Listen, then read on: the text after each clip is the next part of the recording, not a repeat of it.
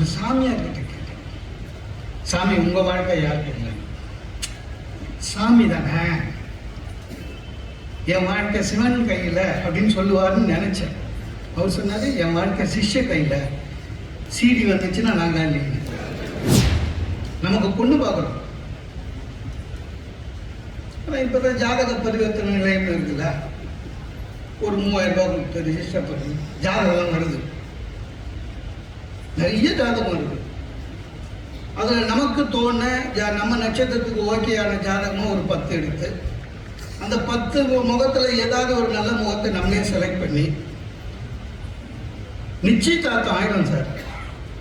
நீங்க நம்ப மாட்டீங்க, நிச்சயதார்த்தம் ஆன பிறகு நல்ல நல்ல ஜாதகமா வரும். பொண்ணுக்கு வீடு வைக்கிறேன், மாப்பிள்ளைக்கு கார் வாங்கி தரேன், கூட்டுருவோம். இவனுக்கு அந்த ஜாதக பரிவர்த்தனை எல்லாத்தையும் அனுப்புவானுங்க. நிச்சயத்தை ஆன பிறகு நமக்கு ரொம்ப டென்ஷனாக இருக்கும் தெரியுமா. எனக்கு ஆயிருக்கு, டென்ஷன் ஆயிருக்கு. திரும்பி பார்க்க இவன் போய் கோவமாக நிற்கிறா. தனியாக விட்டு வந்துட்டேன். லக்கேஜி பையன் எங்க அவசரமாக இங்கே வந்து என்ன சர்க்கஸ் காமிச்சிருக்கிறீங்கன்னா அவகிட்ட சொல்ல முடியாதுங்க. இல்லை கேமரா உள்ளே வச்சுக்கிறாங்கன்னு செக் பண்ணிக்கிறோம், அதோட முடிஞ்சுது. இவ்வளோ கேவலமான ஹோட்டலுக்கு ஏன் பெரிய தகவலாக. அதுவும் இல்லாமல் அவங்ககிட்ட சொல்கிறதுக்கும் கஷ்டம். நான் டார்ச் அடிக்கிறேன், ஊடு வருவதான்னு பாரு அப்படின்னு சொன்னால் அவனுக்கு புரியாது. ஏன்னா அவன் இங்கிலீஷ் மீடியம். ஊடுருவத்துக்கு என்ன இங்கிலீஷ்லன்னு எனக்கு தெரியாது, ஏன்னா நான் தமிழ் மீடியம். எதுக்கு பிரச்சனை பார்த்தேன், ஊடு பண்ண விட்டேன். இருந்தாலும் சரி இல்லைனாலும் சரி. ஆனால் ஒன்று சார், அந்த இருந்த 3 நாள் வெள்ளலார பார்த்துருக்கீங்களா, அந்த மாதிரி முடியுனே இல்லை, எவனும் கண்டுபிடிக்க முடியாது. சமயத்துக்கு ஏற்ற மாதிரி நம்ம மாற்றிக்கணும், பாசிட்டிவ் திங்கிங். சென்னை புத்தக திருவிழாவில் நகைச்சுவை நயாகரா என்று அழைக்கக்கூடிய மோகன சுந்தரம் அவர்கள் ஊக்கமது கைபிடியில் என்கின்ற தலைப்பில் ஆற்றிய உரையின் முழுமையான தொகுப்பினை இங்கே பதிவேற்றம் செய்திருக்கின்றோம். அதாவது ஔவையாருடைய 6வது ஆத்திச்சூடி ஊக்கமது கைவிடு. பாரதி கொஞ்சம் விலகி ஔவையார் கிட்ட இருந்து ஔவையார் ஆத்திச்சூடி எழுதினாங்க. பாரதி வந்து கொஞ்சம் விலகி புதிய ஆத்திச்சூடி. ஔவையார் சொன்னதுக்கெல்லாம் சிலதுலாம் 6வது சினம் அப்படின்னா இந்த ரௌத்திரம் பழகுன்னு இருக்கும். கலம் செய்ய விரும்பு அச்சம் தவிர பாரதி. ஆனா பாரதி சொல்றான் சார், அதாவது உலகத்துல எல்லா நூல்களும் அழிந்து விட்டால் ஷேக்ஸ்பியர் நூல் இருந்தால் போதும் அப்படின்னு சொன்ன மாதிரி மகாகவி பாரதி சொல்றான், தமிழை எல்லா நூலும் அழிஞ்சிட்டா கூட பரவாயில்ல, ஆத்திச்சூடி இருந்தால் போதும் வாழ்க்கை வளம் பெறும்னா. அதுதான் மகாகவி பாரதி. இப்போ ஊக்கமது கைவிடலுக்கு முக்கியம் என்னன்னா நமக்கு சொன்னதுதான். நம்ம நிறைய பேருக்கு நம்ம வாழ்க்கை யார் கையில இருக்குன்னு தெரியல. நம்ம கையில தான் இருக்கு, ஆனா தெரியல. நிறைய பேர் ஆண்டவன் நினைச்சு ஏதோ நடத்தலாம் சார். சில பேர் எல்லாம் என் பாஸ் கையில் இருக்குதுன்னு. சார் நான் ஒரு அரசியல்வாதியை கேட்டேன், அண்ணா உங்க வாழ்க்கை யார் கையில்? தெளிவா சொன்னேன், ஜனங்க ஓட்டு போடுறவரையும் என் வாழ்க்கை அவங்க கையில், ஓட்டுட்டாங்கன்னா அவங்க வாழ்க்கை என் கையில். அரசியல்வாதி. ஒரு சினிமா தயாரிப்பாளர்கிட்ட கேட்டேன், சார் உங்க வாழ்க்கை யார் கையில்? படம் எடுக்கிறவரையும் என் கையில், வெளில வரும்போது ராக்கர்ஸ் கையில், நம்ம ஒன்றும் பண்ண முடியாது. ஒரு ஆட்டோக்காரங்க நண்பர்கிட்ட கேட்டேன், அண்ணே உங்க வாழ்க்கை என்ன? என் வாழ்க்கை மீட்டர் கையில், சூடோட ஓடிச்சுன்னா உண்டு அவன். ஒரு சாமியார் கிட்ட கேட்டேன், சாமி உங்க வாழ்க்கை யாருக்கு இல்லை? சாமி தானே, என் வாழ்க்கை சிவன் கையில் அப்படின்னு சொல்லுவாருன்னு நினைச்சேன். அவர் சொன்னாரு என் வாழ்க்கை சிஷ்ய கையில், சீடி வந்துச்சுன்னா நாங்கள் இல்லைங்க. ஆனால் வாழ்க்கை யார் கையிலன்னு தெரியல, நம்ம கையில் இருக்கு. இந்த ஊக்கமது கைவிடலுக்கு ஒரு முழு அதிகாரத்தை வள்ளுவன் கொடுத்திருக்கான். எனக்கு தெரிஞ்சு உண்மையான ஊக்கம் இருந்தவன் 2000 வருஷத்துக்கு முன்னால வந்த திருவள்ளுவர் மட்டும்தான் நமக்கு சொன்னார். சார் எல்லாரும் சொல்லுவாங்க வள்ளுவர் வாசுகி போல் வாழ வேண்டும், வாசுகி வள்ளுவர் ரொம்ப பண்பாக இருந்தாங்க. யார் பார்த்து சொல்றோம்? வள்ளுவரையே பார்த்ததில்லை, நம்ம வரைஞ்சதுதான். வாசுகி தெரியல. உண்மையிலேயே வாசுகி கோச்சிக்காமலாம் இருந்திருப்பாங்க, கோச்சிங் இருந்திருப்பாங்க. பரசுராம் சொன்ன மாதிரி சண்டே இல்லாமல இருந்திருப்பாங்க. ஏன்னா ஓலையில் எழுதணும் சார். ஓலையில் எழுதுகிற போது நம்ம ஏர்வாடி சார் தான் தெரியும். அந்த காலத்தில் ஓலையில் எழுதும்போது சும்மா ஓலை எடுத்து அடையாளம் எழுதிட முடியாது. அதை பதப்படுத்தணும், எழுத்தாணியை பதப்படுத்தணும், இல்லைன்னா ஓட்ட விழுந்துடும். டென்ஷன். இவர் காலையில இருந்து சாயங்காலம் வரையும் அந்த ஓலையை பதப்படுத்தி அதில் எழுதி, இத்தனைக்கும் அவருக்கு யாரும் சம்பளம் கொடுக்க போட்டுருக்காங்க. அவார்டு கிடையாது அவருக்கு. இல்லை ஏதாவது கிடைக்குமா? இல்லை. ஆனால் இந்த சமூகத்துக்கு ஏதாவது தந்துவிட்டு போக வேண்டும் என்ற மனதினுடைய ஊக்கம் திருக்குறளை நமக்கு கொடுத்து விட்டு போயிருக்கிறார் திருவள்ளுவர் என்கிற போது, ஊக்கமுடத்துக்கு உண்மையான ஒரே எடுத்துக்காட்டு அவர் தான். இந்த ஊக்கம் அது கைவிடல் தானே. நம்ம விட்டுடும், வழிக்குன்னு போயிடும். ஒரு 12 வயசு குழந்தைய நீங்க எக்ஸிபிஷன் கூட்டு போனீங்கன்னா கையில பிடிச்சிக்கணும். நம்ம அதை விடக்கூடாது, விட்டோம்னா முடிஞ்சு போச்சு, தொலைஞ்சு போயிடும். ஊக்கம் அப்படிதான், நம்ம கை விடக்கூடாது, அப்படிதான் இருக்கணும். சில பேருக்கு வாழ்க்கை நல்லா தானே அமைஞ்சிடும், சில பேருக்கு கொஞ்சம் கஷ்டம். அந்த கொஞ்சம் கஷ்டம் போது அதுக்காக மனசு வருத்தப்பட்டு வாழ்க்கைய மாயம் சொல்லக்கூடாது. சார் ஒன்றும் இல்லை, நமக்கு பொண்ணு பார்க்கணும். இப்பதான் ஜாதக பரிவர்த்தனை நிலையம் இருக்குல்ல, ஒரு 3000 ரூபாய் கொடுத்து ரிஜிஸ்டர் பண்ணி ஜாதகம் வருது. நிறைய ஜாதகம் இருக்கு. அதில் நமக்கு தோண நம்ம நட்சத்திரத்துக்கு ஓகேயான ஜாதகமாக ஒரு 10 எடுத்து, அந்த 10 முகத்தில் ஏதாவது ஒரு நல்ல முகத்தை நம்மளே செலக்ட் பண்ணி நிச்சயதார்த்தம் ஆயிடும் சார். நீங்க நம்ப மாட்டீங்க, நிச்சயதார்த்தம் ஆன பிறகு நல்ல நல்ல ஜாதகமாக வரும். பொண்ணுக்கு வீடு வைக்கிறேன், மாப்பிள்ளைக்கு கார் வாங்கி தரேன், கூட்டுரும். இவனுக்கு அந்த ஜாதக பரிவர்த்தனையில எல்லாத்தையும் அனுப்புவானுங்க. நிச்சயத்தை ஆன பிறகு நமக்கு ரொம்ப டென்ஷனாக இருக்கும் தெரியுமா. எனக்கு ஆயிருக்கு. எங்கள் அப்பா கிட்ட கேட்டேன், இனிமேல் எதாவது பண்ண முடியுமா? ஒன்றும் முடியாது.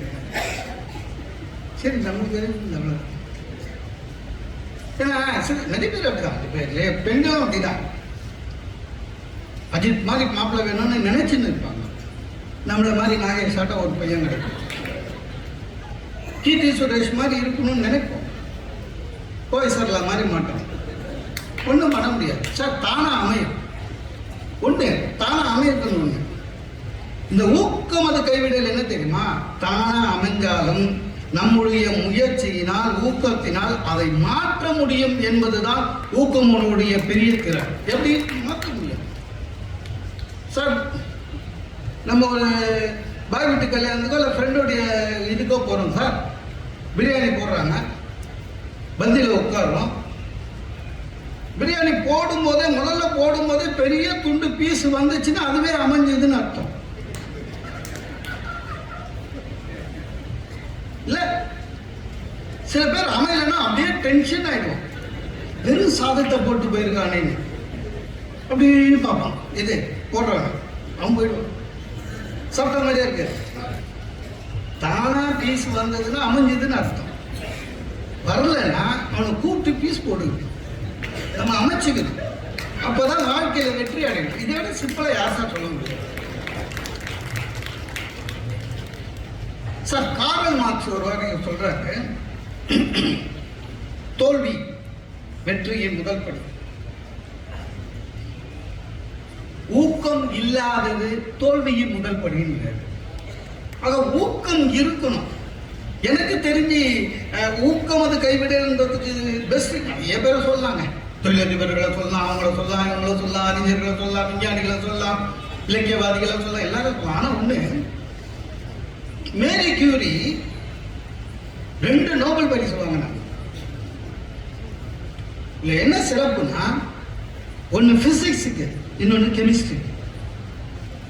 2 எதிர் துருவம் சார்.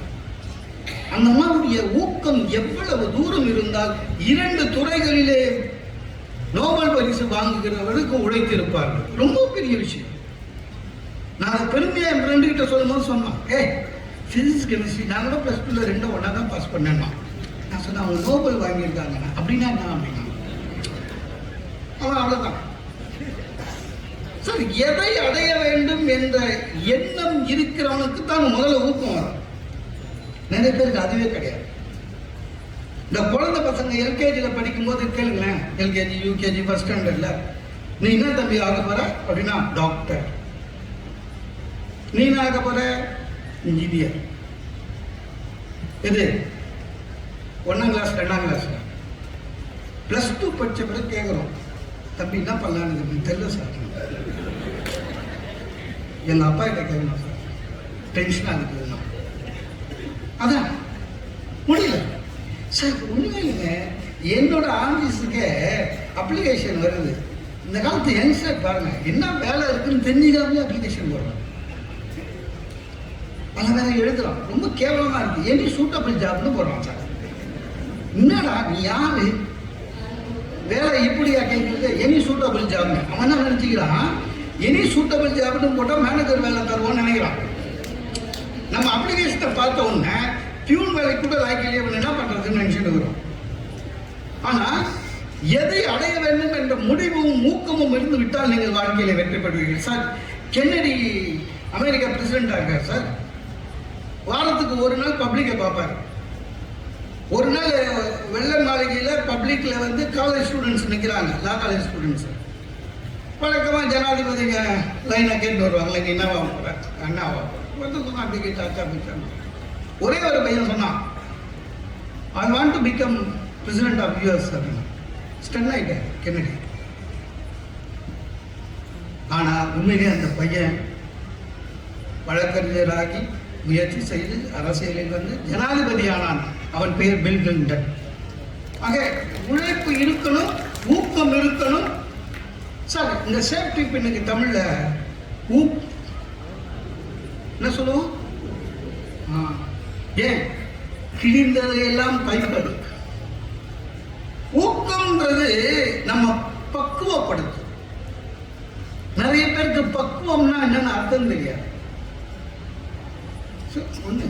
பக்குவப்படுத்துறது வேற, பதப்படுத்துறது வேற. ஒரு மாங்காய் எடுத்துட்டு வந்து ஃப்ரிட்ஜில் வைங்க, 2 நாள் கழிச்சு எடுங்க, கெடாது. ஆனா மாங்காவாக தான் இருக்கும். அதே மாங்காவை டைனிங் டேபிள்ல காத்தோட்டமா மேல வைங்க, 2 நாள் கழிச்சு பாருங்க மாம்பழம் ஆகும். உள்ள இருக்கிறது அப்படியே இருந்தது, அதை பதப்படுத்துறது. வெளியில வந்து இருக்கிறது வந்து பக்குவப்படுத்துறது. மனிதர்கள் ஊக்கத்தை பெற்றுக்கொண்டு பக்குவப்பட வேண்டுமே தவிர இருக்கிறதை வைத்துக் கொண்டு இன்பம் இருந்தால் அது பதப்படுத்துறது தான் அர்த்தம். இந்த சுதந்திர போராட்ட வீரர்கள் போயிடும்போது நேரு, மகாத்மா காந்தி எல்லாரும் ஜெயிலில் இருந்தாங்க சார். 6 வருஷம் 10 வருஷம். ஏன் சிறைசாலையில் வெள்ளையை போடாத நம்ம தனிமை சிறையில? அவங்களுடைய ஊக்கத்தை அழிக்கணும். இப்ப நம்ம கூட தான் 3 வருஷம் மாட்டோமா கொரோனால. இன்னைக்கெல்லாம் நம்ம இங்க வந்து உட்கார்ந்து இருக்கோம்னா என்ன அர்த்தம்? நம்மளுடைய ஊக்கம் தான். ஐயோ அம்மானா அப்பவே போயிருக்கோம். என்ன டென்ஷன் சார். ஆபீஸுக்கு போக முடியாதுங்க. ஆபீஸுக்கு போறது எவ்வளவு நன்மை இருக்குங்க. ஒரு 10 ஹவர் ஒய்ஃப் அம்மா எல்லாத்தையும் விட்டுட்டு போறது நிம்மதியா. ஆபீஸுக்கு போனோமா, சம்பளம் வேற கொடுக்குறாங்க. ஆபீஸுக்கு போனோமா, டைப்பிஸ்ட்டை பார்த்தோமா, டெலிகிராஃப் ஆப்ரேட்டர் பார்த்தோமா, ஸ்டெனோவை பார்த்தோமா, மகிழ்ச்சியா இருந்தோமா.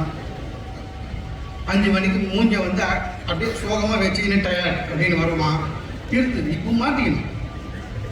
கை கழுவ சொன்னாங்க, கழுவி வேக போச்சு. போன ஜென்மத்து வேகெல்லாம் தெரிய ஆரம்பிச்சு. ரொம்ப கஷ்டம். எதுவும் சார்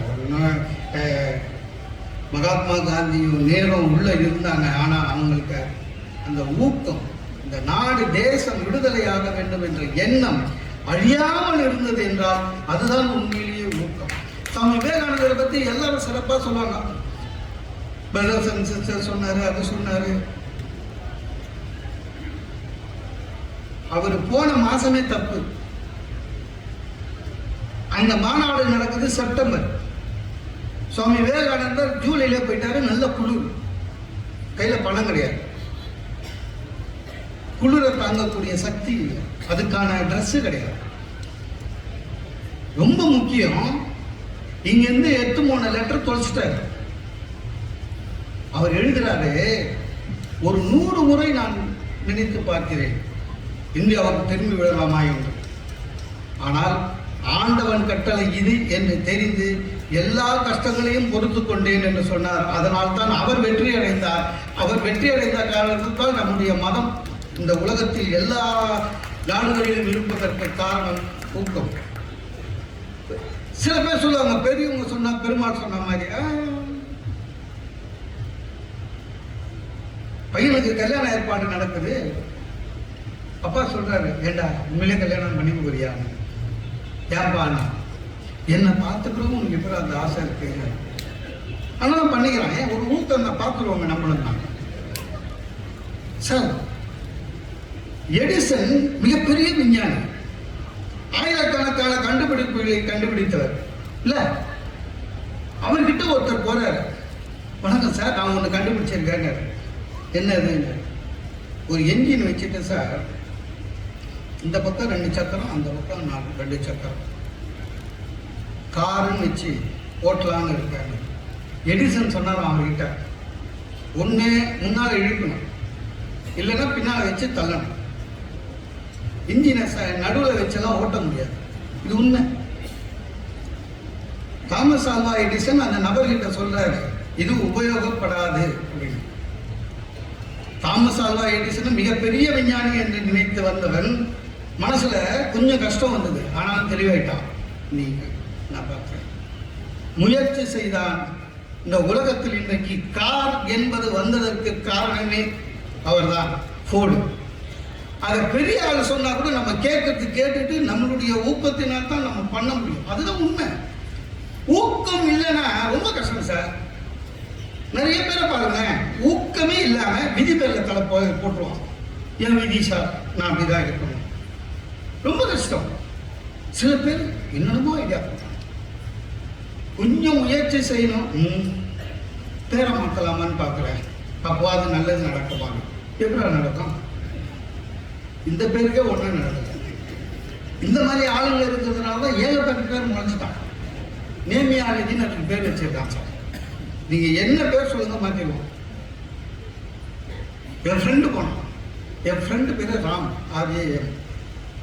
சொல்லிக்கலாம், நீங்க ராம் கரெக்டு, நல்ல பேர் தான், ஆனால் எப்படி எழுதுற ஸ்பெல்லிங் சொல்லு. உலகம் ஃபுல்லாக ராமுக்கு அதான் ஸ்பெல்லிங், RAM. அங்கே தான் தப்பு பண்ணுறேன்.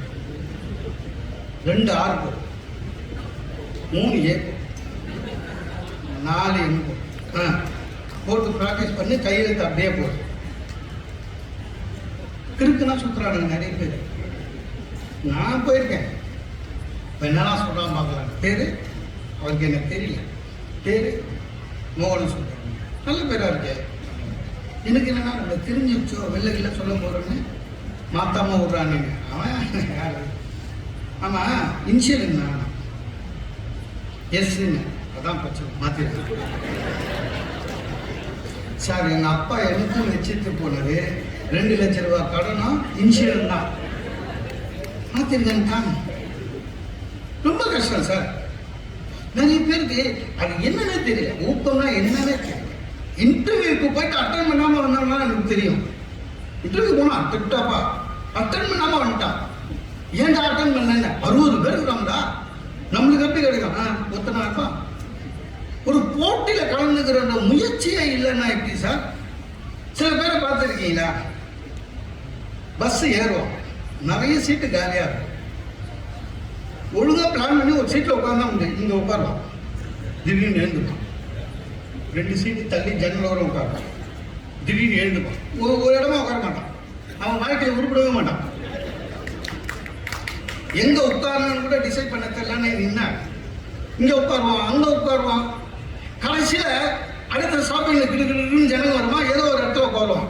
சொல்லி வைத்த மாதிரி அந்த ஜன்னல் தான் மூடாது. நல்ல மழை பெய்யும், நன்மையே இருக்கும். எல்லாமே சார் சில பேர் ஒரு பஸ்ஸுக்காக வெயிட் பண்றது, அதுல கூட ஒரு பொறுமை கிடையாது. இவன் பஸ் வரல, 20 நிமிஷம் பார்த்தான், 5 நிமிஷம் வந்துட்டு போகுது, பொறுமை இல்லை. முன்னால வந்த பஸ்ல நம்ம இது ஏறி அங்க இறங்கி இன்னொரு பஸ் பிடிச்சிக்கலாம்னு லொடக்குன்னு ஏறிடுவான். டிக்கெட் வாங்கின பிறகு பின்னால் திரும்பி பாப்பா, இவன் உண்மையிலே போக வேண்டிய பஸ் காலியா பின்னாலே வரும், டென்ஷன் ஆகும். ஒரு பொறுமை இல்லைன்னா எப்படி சார்?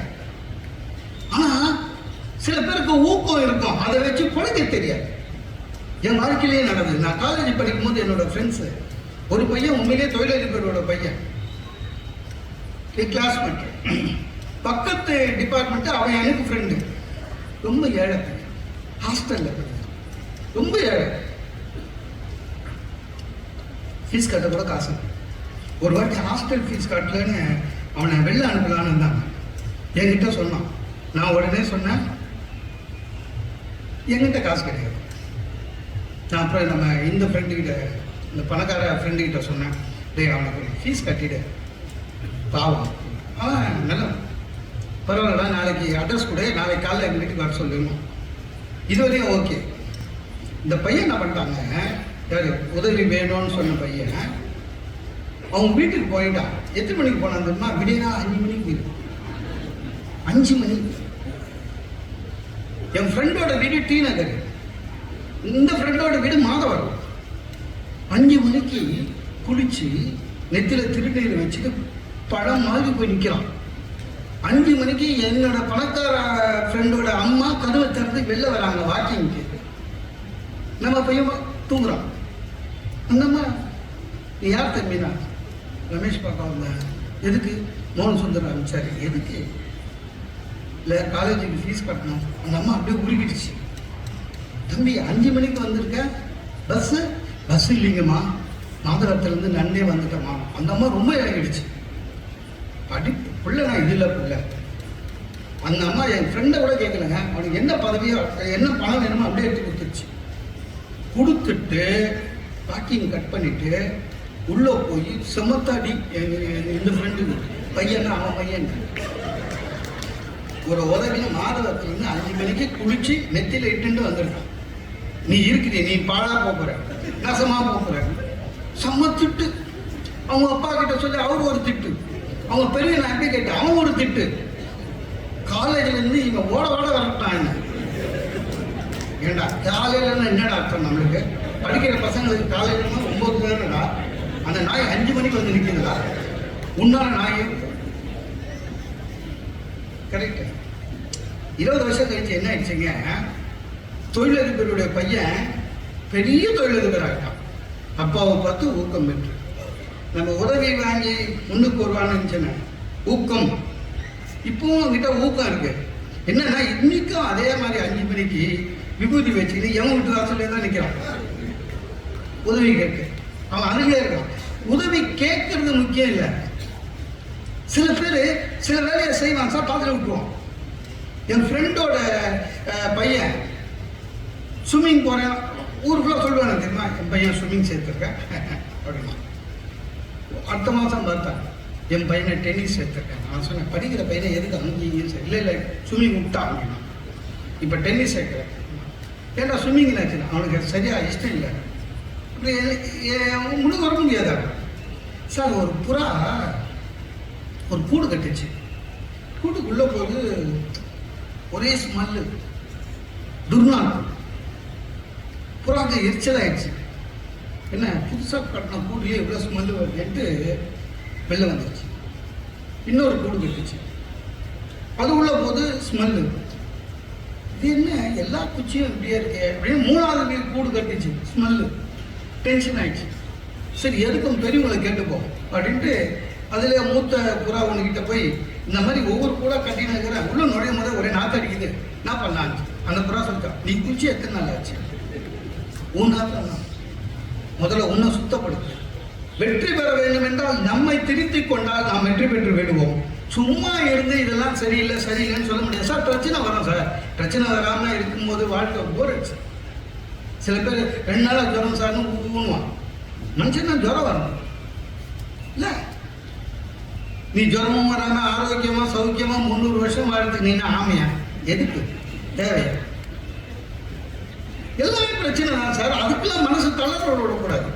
இப்போ கல்யாணம் ஆகி ஹஸ்பண்ட் அண்ட் ஒய்ஃப் ஹனிமூன் போகிறாங்க சார். உங்களுக்கு தெரியும், கொடைக்கானல், ஊட்டி அந்த மாதிரி. இந்த ஹனிமூன் போகிறவங்ககிட்ட பேட்டி எடுக்கிறதுக்குன்னு சில சேனல் கேமராவோட போகும், பார்த்துக்கிறீங்களா? போகிற சேனல் எல்லாம் பேட்டி எடுக்கிறது எல்லாம் அந்த கல்யாணம் பெண் கிட்ட தான் எடுப்பாங்க. ஆம்பளைங்க கிட்ட கேள்வியே கேட்க மாட்டாங்க. அதுவும் ஒரே மாதிரி கேள்வி தான். உங்களுக்கு பிடிச்ச ஹீரோ யாரு? அதுலாம் விஸ்தாரணமா அஜித், விஜய், சூர்யா, விக்ரம். ஒரு பொண்ணு கூட ஹஸ்பண்ட் அப்படின்னு சொல்லி நம்மளால கவலைப்பட மாட்டான். ஏன்னா அவனுக்கு என்னன்னா அவன் மூஞ்ச கண்ணாடியில் பார்த்துக்கிறான், அஜித்தையும் பார்த்துக்கிறான், பரவாயில்லன்னு விட்டான். அவன் என்னன்னா பேக கையில் வச்சுன்னா நம்ம கூட ஒட்டி நிற்பான். என்னன்னா ஃபேமிலியாவது நம்ம வரணுமே சார். சண்டே போட முடியும். அது எப்படி நீ அஜித் பேர் சொன்னேன், நான் தான் கடைசி வரையும் மனசுல இருந்து சொல்லுது. ஏதோ பெருந்தன்மையா உங்ககிட்ட ஒய்ஃபா இருக்கு, மரியாதையை காப்பாற்றுங்க. சண்டை போட்டு ஒன்றும் பண்ண முடியாதுங்க, சண்டை போட்டு போக முடியாது. சில இடத்துல நம்மளுக்கு சில பேர் டென்ஷனாக ஆகிறான், ஒய்ஃபு மரியாதையை தரமாட்டாங்கன்ட்டு. ஒய்ஃபு கிட்ட ஏன்னா ISO 9000 நான் பார்ப்பேன். கார்பரேட்டா அது மரியாதை கொடுக்கலன்னா தான் ஒய்ஃபு. அதை புரிஞ்சுக்கிட்டே இல்லைங்களா, உங்கள் வாழ்க்கை நல்லமா இருக்கும், ஊக்கமாக இருக்கும், அது நல்லா சௌக்கியமாக இருக்கும். நமக்கு அவமானம்னு நினைக்கவே கூடாது. அவமானம் நினைச்சா தான் டென்ஷன். எதையும் தாங்கும் இதயம்ன்றது இதுதான் சார். வாட்டர் டேங்கை கிளீன் பண்ணுறது என் வேலை சார். ஒரு நாள் ஆத்திரமா வாட்டர் டேங்க் கிளீன் பண்ணுறதுக்கு மேலே ஏறணும். வாட்டர் டேங்க் கிளீன் பண்ணுறதுக்குன்னா சார் ட்ரெஸ்ஸு போட்டு போவாங்க, பேண்ட் ஷர்ட்டு கோட்டா போட்டு போவாங்க. ஒரு ஆஃப்டர் கீழே டிஷர்ட் போட்டு மேலே போயிட்டேன். ப்ளீச்சிங் பவுடர்லாம் போட்டு முடிச்சுட்டு கொஞ்ச நேரம் ஆறுக்கு மெனு வச்சுட்டு கீழே இறங்கினேன். எம்எல்ஏ ப்ளீச்சிங் வாசனை தெரியுது. உள்ள ஹாலுக்கு வர என் ஒய்ஃபோட ஆஃபீஸ் மேட்டு ஒரு 4 பேர், எல்லாம் MNC கம்பெனி இங்கிலீஷு. அந்த பசங்க என்னை பார்க்குது. அதுங்க அப்படி பார்வையிலே யாரை வேணும் பார்க்குது. என் ஒய்ஃபு டென்ஷன் ஆகிட்டான். இன்ட்ரடியூஸ் பண்ணி வைக்கணும்ல. நான் இருக்கிற கோலத்தை பார்த்தோம்னா தயங்குறேன். Is my husband. ஓ அப்படின்னுச்சிங்க. எல்லாம் லண்டன் வந்த மாதிரி ஓ அப்படிங்க. அதுக்கு இவன் சமாளிக்கிறான் சார். Sometimes he looks like a buffoon அப்படின்னா. அதாவது ஒரு சர்க்கஸில் கோமாளிக்கு இருக்கிற இது கூட நமக்கு கிடையாதுங்க. அதுக்காக டென்ஷன் ஆக முடியாது சார். கவர்மெண்ட்டு ஹெல்மெட் போட சொன்னாங்க 2 வீலரில். உண்மையிலேயே 2 வீலரில் போகிற வேணான்னு சொல்கிறார். அது என்னவோ ஹெல்மெட் போட்டால் ரொம்ப கஷ்டமாக இருக்குது ஓட்டுறது. லாரி எப்போ வருதுன்னு தெரியல. இந்த கார் மாதிரி நம்ம அந்த கண்ணாடி பார்த்தாலாம் ஓட்ட முடியாதுங்க. ரொம்ப டென்ஷனாக இருக்குது. திடீர்னு லாரி பக்கத்தில் வருது, பஸ்ஸு பக்கத்தில் வருது, வேகமாக காத்தடிச்சா ஏதோ வண்டி வெட்டு போடுறதுன்னு தெரியும். அப்போதான் டென்ஷன் தான். ஆனால் அதுக்காக மனசு விட்டுறக்கூடாது. அதில் என்ன நல்லது இருக்குதுன்னு பார்க்கணும். உண்மையிலே ஹெல்மெட் போடுறதுல பெரிய நன்மை இருக்குது. என்ன பின்னால் உட்காந்து உங்கள் அம்மா சரியில்லை, தங்கச்சி சரியில்லை, நை நை நை நை நை நை பிரச்சனை இல்லை. ஹெல்மெட் போட்டு போயினே ஐகோர்ட்டு இன்னும் ஒரு படி மேலே பின்னால் உட்காரவங்களும் ஹெல்மெட் போடணும்னா நல்லதாக போச்சு. குழந்தைகள் சேர்த்து ஒரு ஹெல்மெட் வாங்கி கொடுத்துட்டேன். ஆனால் நம்மளால் அப்பவும் விண்ஷீலை தூக்கிட்டு பேசிக்கினே வரா. அது வேற விஷயம் சார். நல்லா இருக்குது சார். கஷ்டம்னு பார்த்தா கஷ்டம் சார். அதில் இருக்கிற நன்மை பார்த்து அதுக்காக நீங்கள் முயற்சி எடுத்தீங்கன்னா அதான் உங்களுடைய ஊக்கம். வேற ஒன்றும் பெரிய விஷயமே கிடையாது. Positive mind. பரவாயில்ல சரி, ஹெல்மெட் ஓகே நல்லதுதான் நினைச்சேன். ஆனால் நீங்கள் படிச்சிருப்பீங்க. ஈரோடில் ஒரு பெட்ரோல் பம்பில் பிரச்சனை ஆயிடுச்சு. ஒரே colour bike, 2 husband and wife petrol போட வந்தான். இந்த 2 இறங்கி நிற்கிது கீழே. ஒய்ஃப் பெட்ரோல் போட்டு வரும்போது ஒரு ஒய்ஃப் என்ன பண்ணிக்கிறாங்க, இன்னொருத்தன் பைக்கில் ஏறிட்டு. இப்போ தெரியுதா ஒய்ஃப் எல்லாம் நம்மளை எப்படி அடையாளம் பார்க்குறாங்கன்னு? பைக்கு கலர் வச்சுதான் ஏறி உட்காந்துச்சு. பைக்கு போயிடுது. திடீர்னு நம்ம கேட்குது, என்னங்க இந்த சைடில் போறீங்கன்னு. குரல் நல்லா இருக்குது, நம்ம ஒய்ஃப் இல்லையே. அது மூஞ்சி நல்லா இருக்குது, நம்ம ஒய்ஃப் நம்ம ஹஸ்பண்ட் இல்லையேன்னு இறங்கிட்டாங்க. நல்ல காலம் செல்ஃபோன் இருந்தது, இது அதுக்கு ஃபோன் பண்ணி அவன் வந்து அப்புறம் நடுவு ரோட்டில் ஒய்ஃபை எக்ஸ்சேஞ்ச் பண்ணி போயிட்டாங்க. இப்போ ஹெல்மெட் போகிறதுல இது பிரச்சனை இருக்குது. ஆனால் நான் அதெல்லாம் அசர மாட்டேன். என் ஹெல்மெட் பாருங்க, என் ஃபோட்டோவே பின்னால் ஒட்டி வச்சுக்கிறேன். எந்த பிரச்சனையும் வரக்கூடாது. சிலதுதான் பிரச்சனை வரும் சார். அதுக்கெல்லாம் இப்போ பிரச்சனை வருதுன்றதுனால அது போகாமல் இருக்க முடியாது, வண்டி ஓட்டாமல் இருக்க முடியாது. நான் ஒரு முறை நானும் என் ஒய்ஃப் பையன் டெல்லி போனோம். டெல்லி போனோடனே இறங்கணும், எல்லாம் கம்ஃபர்டபுள் ஃப்ளைட்டில் இறங்கணும். ஹோட்டல்லேருந்து கார் கொடுத்தான் போகணும். காரில் வந்து ஹோட்டலுக்கு போய் இறங்கணும். இந்த மனுஷ மூளை இருக்குது தெரியுமா, அது வந்து எப்பவுமே நம்ம படிக்கிறத உள்ளே வாங்கி வச்சு எந்த சமயத்துக்கு தேவையோ அதுவே ஞாபகப்படுத்தும். நான் ஹோட்டலுக்கு போயிட்டுங்க ரிஜிஸ்டரில் கையெழுத்து போடுறேன், திடீர்னு நான் படித்தது ஞாபகம் இருக்கும். என்ன, வெளியூரில் போய் ஹோட்டலில் தங்குபவர்கள் ஜாக்கிரதை.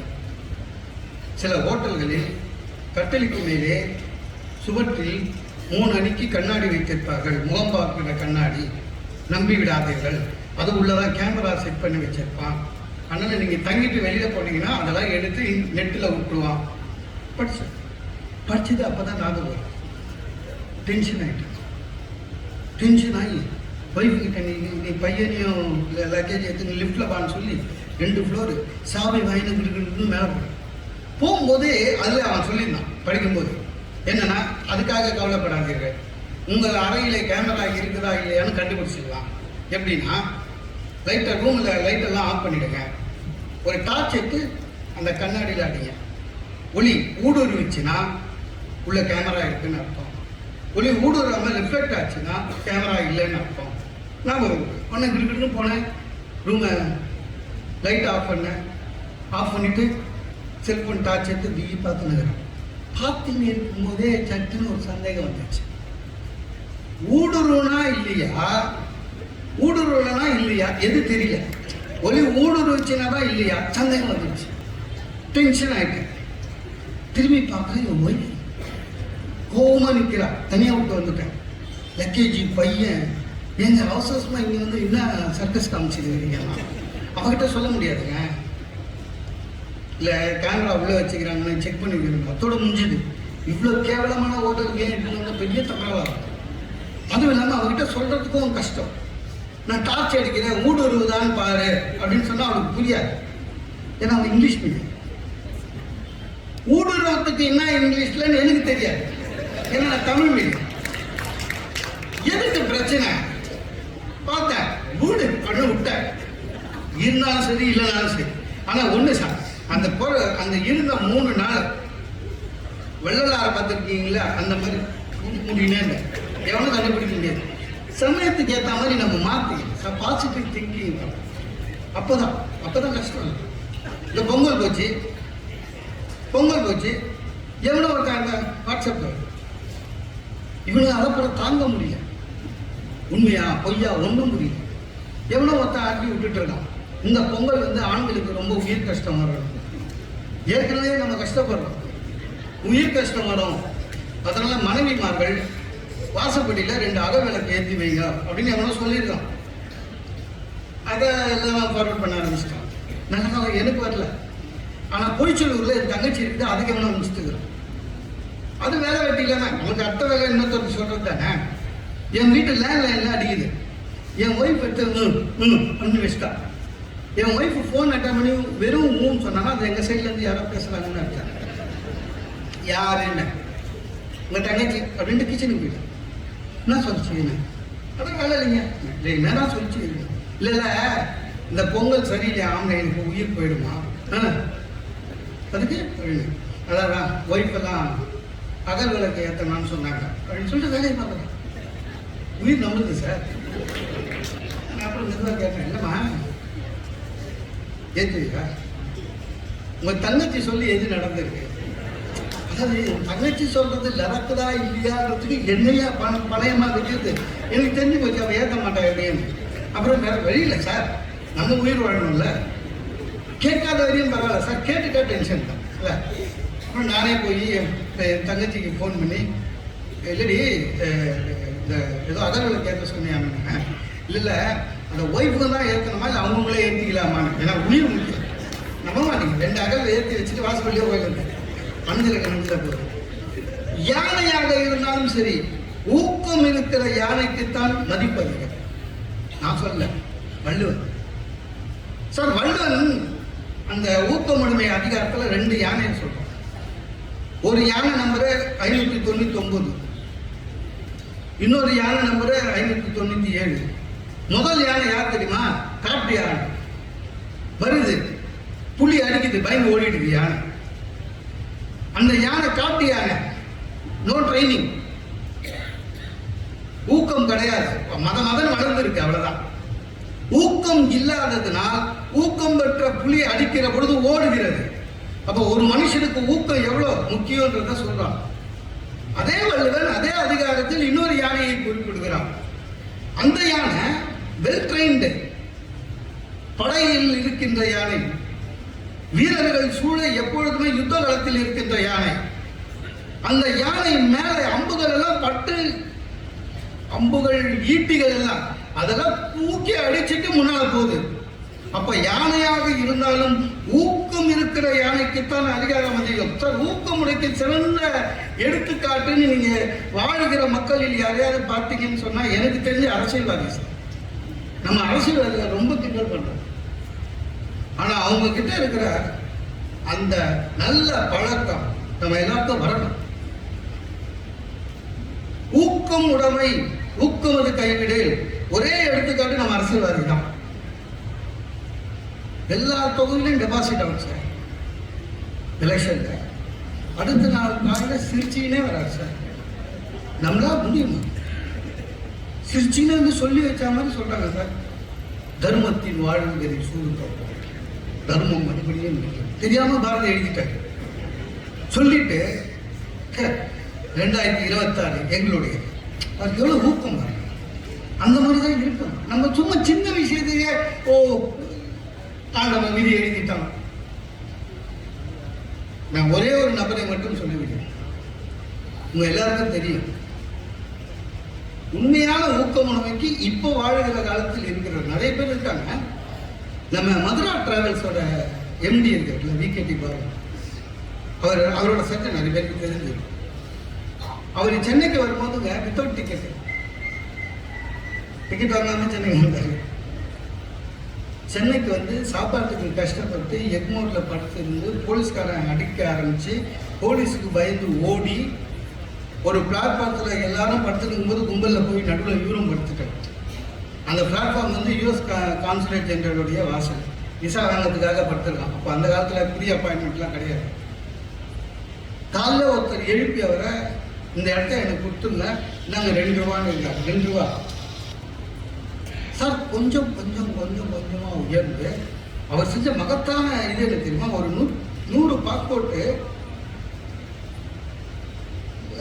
எடுத்து போய் பாம்பன் பாலம் தாண்டி கொடுக்கணும். அவங்க ஸ்ரீலங்கா போறவங்க.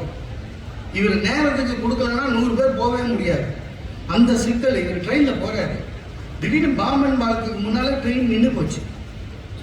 எப்போ ரெடி ஆகும்னா சொல்ல முடியாதுன்ட்டாங்க சார். பாம்பன் பாலத்தை காலால் நடந்தார் சார். அது பெரிய விஷயம் இல்லை, ரொம்ப கஷ்டமான விஷயம். அந்த தண்டவாள இடுக்கில் இருக்கிற கிரீஸ், இது வெறும் ரப்பர் செருப்பு, கீழே கடல், கஷ்டப்பட்டு அடிக்க அடி ஒரு அடியாக வச்சு எடுத்து போய் அதை சேர்த்து அதில் வெற்றி அடைஞ்சு எந்த டிக்கெட்லெஸ்ன்னு சொன்னது இன்னைக்கும் அவருக்கு டிக்கெட்லெஸ் தான் வருது. என்னன்னா எல்லா ஃப்ளைட்டு எல்லா விமான சர்வீஸும் அவருக்கு எங்கே பயணம் பண்ணாலும் அவருக்கு டிக்கெட் கிடையாது. அதை டிக்கெட்லெஸ்ஸாக வந்த ஒருவர் இன்றைக்கு இவ்வளவு உயரத்தில் இருக்கிறார் என்றால் அவர் வைத்திருந்த ஊக்கம் உடைமை தான். நீங்கள் இது மட்டும் நம்ம ராமராஜ் சார், நாகராஜன் சார், அது எனக்கு ரொம்ப பிடிச்ச என்னுடைய அருமை குரு சொல்வேந்தர் சுஜி சிவம் அவர்கள். அவர் ஆன்மீக பேச்சாளராக உங்களுக்கு தெரியும், மோட்டிவேஷனல் ஸ்பீக்கராக உங்களுக்கு தெரியும். ஆனால் அதுக்கு முன்னால சார் சட்டப்படிப்பு படிக்கிறாரு, வக்கீல் ஆகிறாரு, என்ரோல் பண்றாரு, அவ்வளோதான். அதான் கடைசி அவர் போனது. நான் சொல்றது ஒரு 40 வருஷம் முன்னாடி. அவர் கூட படிச்சவங்க சுப்ரீம் கோர்ட் ஜட்ஜா இருந்து ரிட்டையர் ஆகியிருக்காங்க. அவர் கூட படிச்சவங்க மந்திரியா இருந்திருக்காங்க, 2 பேர் இருக்காங்க. ஆனா இவர் தேர்ந்தெடுத்த துறை பேச்சு, பேருக்கே போல ஆன்மீக சொற்பொழிவு. அப்பவும் அந்த ஆன்மீக சொற்பொழிவு அந்த காலத்துல யார் இருந்தானா திருமுருக கிருபானந்தவாரியார், புலவர் கீரன், இந்த 2 இமயம் இருக்கு. ஆனாலும் என்னால் வெற்றி பெற முடியும், இதுதான் என்னுடைய எதிர்காலம் என்று முடிவு எடுத்து தன் முயற்சியினால் ஊக்கத்தினால் இன்றைக்கு இந்த நிலைக்கு வந்திருக்கிறார் என்று சொன்னால், ஊக்கம் மட்டும் இருந்து விட்டால் ஒரு மனிதனை உயரத்தில் வைக்கும் என்று கூறி வாய்ப்புக்கு நன்றி பாராட்டி விடைபெறுகிறேன். இந்த பதிவை குறித்து உங்களுடைய கருத்துக்கள் வரவேற்கப்படுகின்றன. மறவாது ஐதர்மபுரி சேனலை சப்ஸ்கிரைப் செய்து பாருங்கள். இந்த நாள் இனிய நாளாக அமைய வாழ்த்துகின்றோம்.